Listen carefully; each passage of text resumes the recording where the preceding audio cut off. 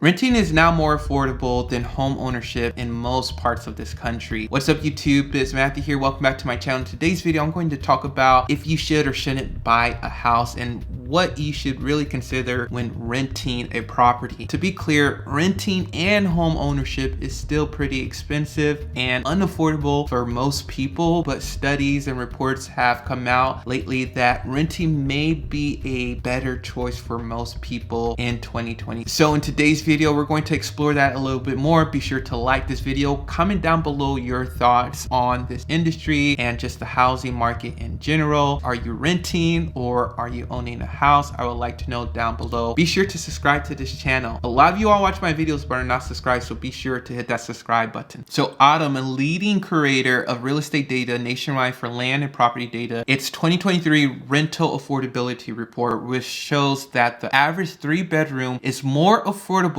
than owning a comparable size medium price home in 210 or 95% of the 222 US counties analyzed for the report. That's crazy. So essentially what they're saying, if you compare renting a 3-bedroom home and buying the 3-bedroom home, renting the home is probably more affordable. And the thing is, the payments may be identical. And so you may think, oh, maybe I should just buy the home since it's just as much as renting a home. But the thing is, there's added costs associated with owning a home. There's different property taxes you got to take care of, insurance, lawn care, maintenance, capital expenditures that a lot of homeowners do not consider when they're buying a home. And then on top of that, there's a lot of fees associated even with purchasing the home, right? Closing fees, paying your agent, and things of that nature. And even for me, currently right now, I actually own a rental property, but myself, I still rent because the rent setup that I have is such a great deal that it doesn't make sense for me to own a house. The deal has to be screaming by me in order for me to buy the property. What I'm essentially looking for is a property where I can live in one unit, rent out the other units, essentially a quadplex. And I think a lot of people are in that area right now where they're not at the point where they can give up the benefits of renting a property for home ownership. Now, this report also reiterated that renting a home is still expensive because rents have been rising over the past couple of years, but even then, owning a home is still more expensive. Last year, our study concluded that it was more affordable to own than to rent in 60% of markets analyzed. But with mortgage rates doubling, monthly payments for new homeowners rose 45 to 50% compared to a year ago, even though home price appreciation has slowed down dramatically. This has made renter more affordable in the majority of markets, despite rental rates continuing to rise over the past year. So a lot has changed in 1 year. This report states that last year, 60% of the markets show that it was more affordable actually to own a property. Now, closer to 90 or over 90% of these markets are showing it's better to rent in this particular county.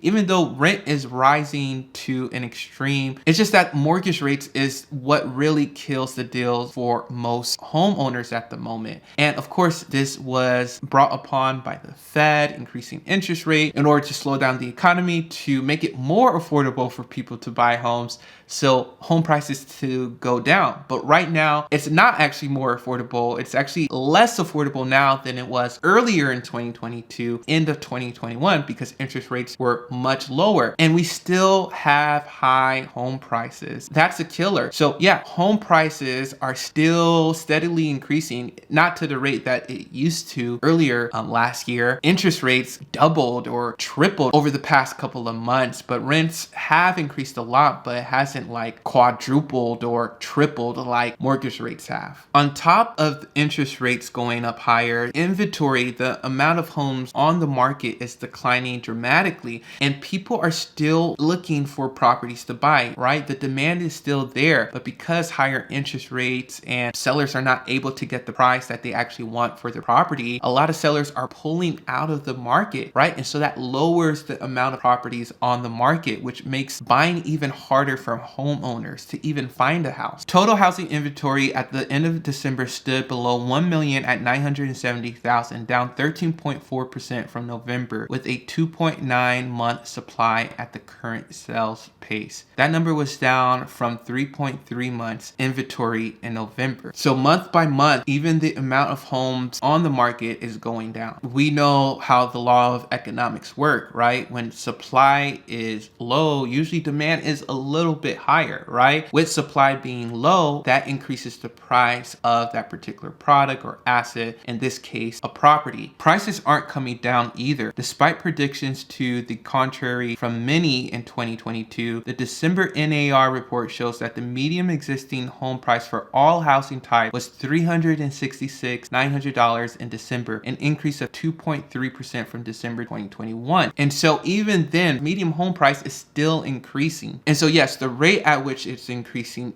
is decreasing, but month by month it's still going up a little bit. At the same time, mortgage rates are at elevated rates at the moment. It's just so many whammies, so many conflicts for the homeowner right now, right? Number one, you can't find the house that you want because a lot of houses are not on the market anymore. Number two, prices are still relatively high. A median home price is still at its all-time high year over year. And then number three, we have higher interest rates. And so maybe the housing market is just taking a while for home prices to really drop like a lot of people predict. But at the moment, you should really consider buying a home because at this moment, it's not looking the best. Maybe at the end of this year, maybe quarter of 2023, right? Because number one, we already had a seasonal downturn, right? A slowdown because it's the winter months, holidays, people are not really selling their house. And so prices are a little bit lower. And so maybe all the effects and movements of what the Fed is doing will probably most likely take into effect by the end of this year. And maybe that would be the perfect time to buy a house. But at this moment, it's not the best time to buy a house unless you know it fits in your budget or if you're a real estate investor that you're making a return on your investment. Another thing that's making rent a little bit more affordable is that rents are dropping a little bit faster than home prices are dropping. And so yes, rents have gone up drastically